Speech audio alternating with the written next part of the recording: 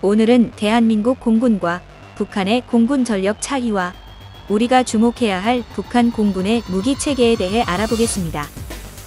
지난 70년간 우리 대한민국은 경제적으로 다른 나라에서 부러워할 만큼 고도 성장을 해왔는데요. 그에 따라 대한민국 군사력 역시 많은 발전을 하였으며 비대칭 전력을 제외한 재래식 전력에서는 북한과의 격차가 더욱더 벌어지고 있는 것도 사실입니다. 대한민국과 북한의 비군사적 항목을 살펴보면 인구수는 대한민국 5,174만 명에 북한 2,548만 명으로 약 2배 정도 차이가 나며 남북한 모두 인구 증가율은 지속해서 낮아지고 있습니다. 전략 비축유는 대한민국이 9,600만 배럴이지만 북한은 파악이 불가한 상태로 북한에 대한 경제 제재 영향으로 북한의 석유 비축량은 거의 의미가 없다시피 한 수준으로 예상됩니다. 실효적 지배 면적은 대한민국 10만 412제곱킬로미터, 북한 12만 540제곱킬로미터로 북한이 대한민국보다 20%가량 넓습니다. 명목 GDP는 대한민국 1조 8,067억 달러로 전 세계 12위인 반면 북한은 400억 달러로 전 세계 117위이며 1인당 GDP는 대한민국 3만 3,591달러로 전 세계 30위인 반면 북한은 620달러로 전 세계 184위로 경제 규모는 도저히 비교되지 않을 정도로 남북한의 격차가 벌어진 상태입니다. 국방비는 대한민국이 480억 달러에 북한 34억 달러로 남북한 경제 규모가 45배인데 비해 국방비는 12배밖에 차이가 없는 점을 고려할 때 북한이 얼마나 국방비에 높은 비율의 예산을 배정하는지 알 수 있습니다. 이처럼 비군사적 통계를 보면 대한민국과 북한은 비교할 수 없을 만큼 차이가 크게 벌어져 있는 상태입니다. 하지만 북한이 국방비에 많은 예산을 배정하는 점을 고려할 때 긴장의 끈을 놓을 수 없는 부분도 분명히 존재합니다. 대한민국과 북한의 공군 군사력 역시 다른 여러 통계와 마찬가지로 대한민국이 절대적 우위를 차지하고 있는데요. 대한민국 공군은 스텔스 전투기 F-35의 배치 이전에도 유사시 72시간 이내 북한 전역에 대한 제공권 장악을 확신한 바 있습니다. 대한민국 국방백서를 보면 국군은 국방예산 증액 등을 목적으로 북한군의 전력을 대외적으로 과대평가하는 성향이 있습니다. 그러나 이런 성향에도 불구하고 공군만큼은 승리를 확신하고 있어 남북의 공군 군사력 차이는 누가 봐도 심각하게 벌어져 있다고 할 수 있습니다. 육군이나 해군도 마찬가지지만 북한 공군은 말할 것도 없이 수준이 형편없는 관계로 북한의 공군 군사력이 동남아의 일반적인 공군보다도 약하다는 게 대다수 전문가의 의견입니다.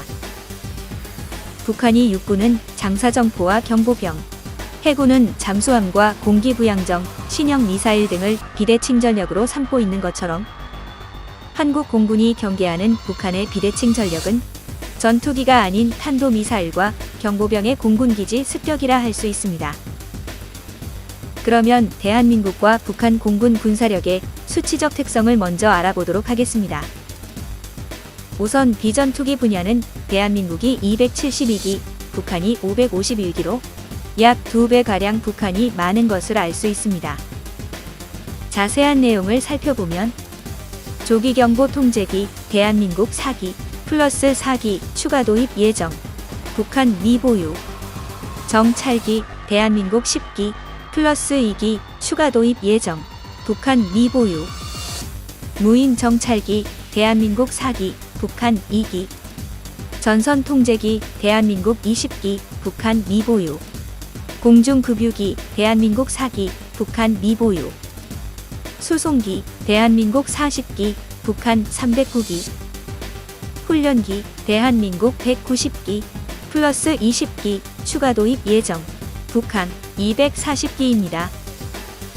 여기서 북한의 비전투기 분야의 대부분이 수송기로 대한민국보다 월등히 많은 것을 알 수 있는데요.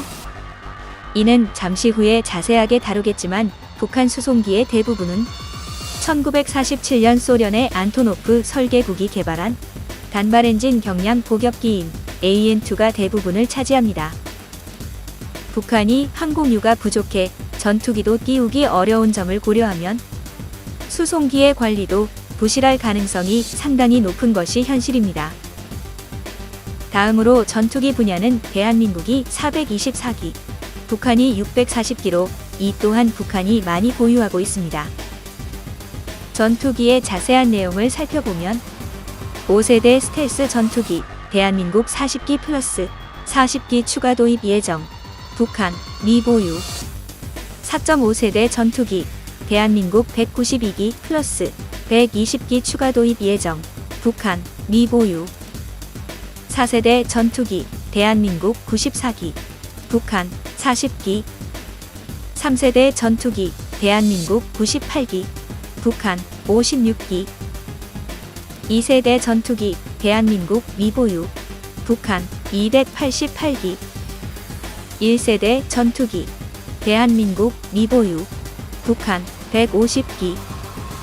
공격기, 대한민국 미보유, 북한, 106기로. 북한 대부분의 전투기가 3세대 이하에, 속된 말로 깡통 전투기가 대부분이라는 것을 알 수 있습니다. 북한 전투기 중 상당수가 6.25 전쟁 때 굴리던 미그-15와 그 상위 버전인 미그-17, 미그-19입니다. 한국 공군의 F4도 1960년대에 도입된 기종이기는 하지만 퇴역 중인 단계이고 여전히 폭장량 7.2톤이라는 막강한 지상 공격 능력을 갖추고 있지만 미그-19는 그런 것도 없으며 이마저도 부품 수급에 문제가 있어 현재 정상적으로 운영이 되는지는 미지수입니다.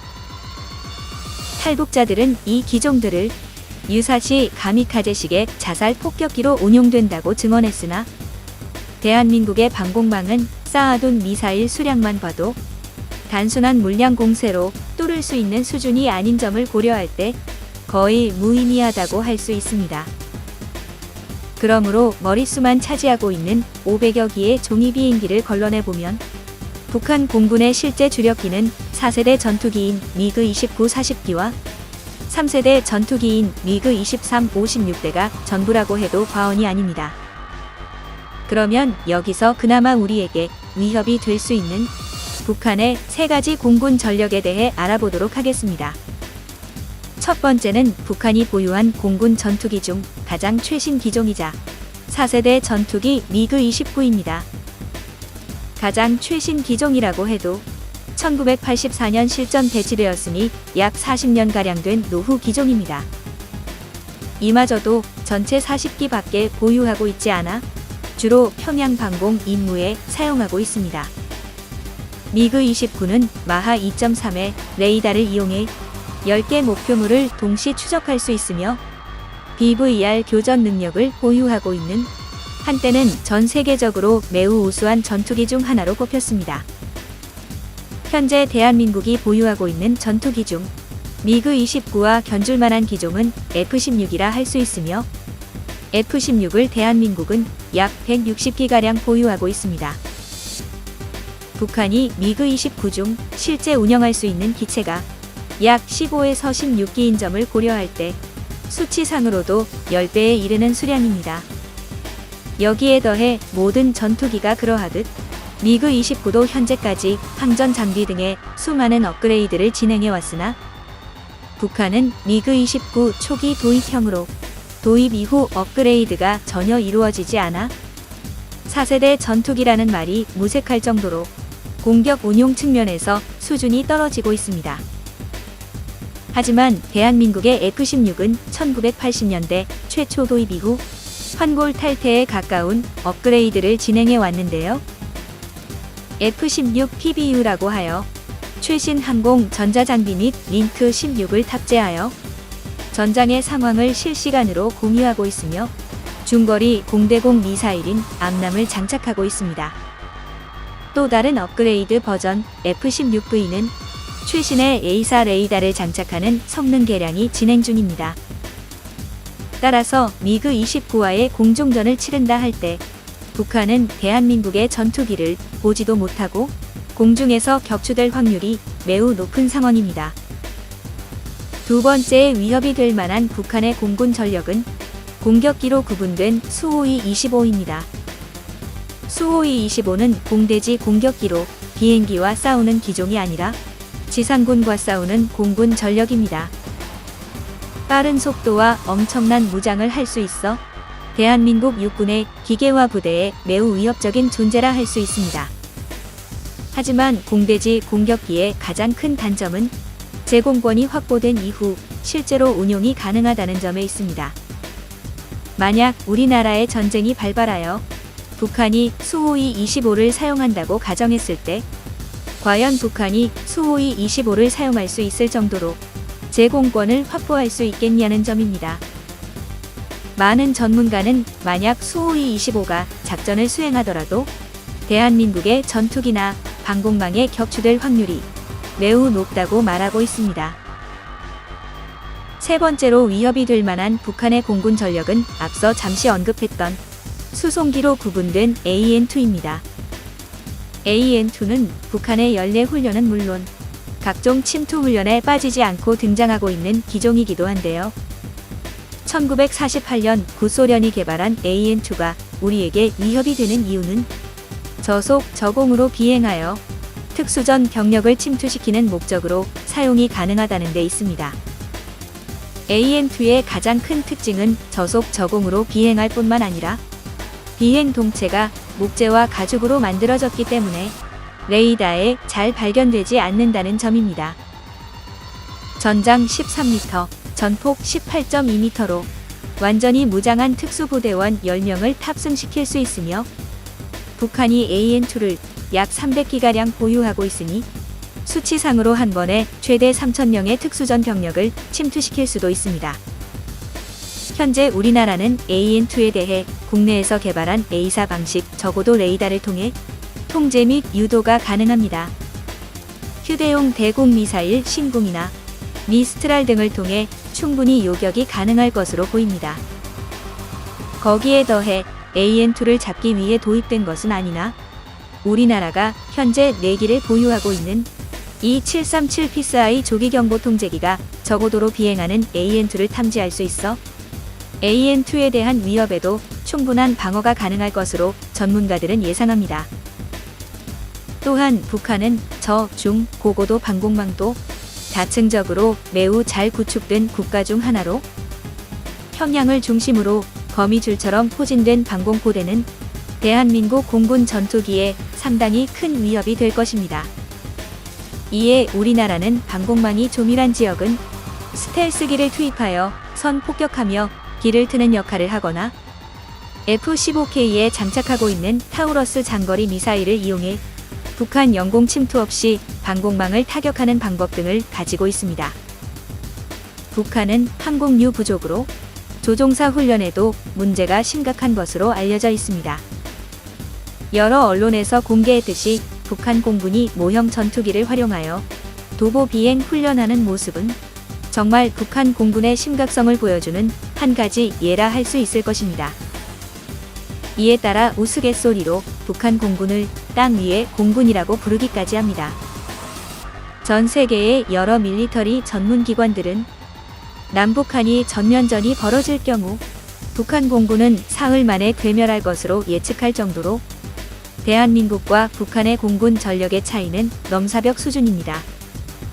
6.25 전쟁 때 전투기 한 대 없던 대한민국 공군이 현재는 국산 경공격기인 FA-50을 생산하여 폴란드에 수출까지 하고 있으며 4.5세대 전투기인 KF-21도 한창 개발 중일 정도로 대한민국의 공군 전력은 짧은 시간 많은 발전을 거듭해 왔습니다.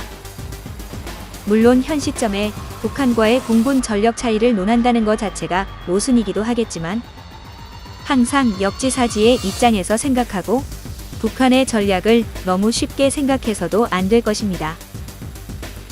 끝까지 시청해주셔서 대단히 감사드리며 구독, 좋아요, 알람 설정 요청드립니다.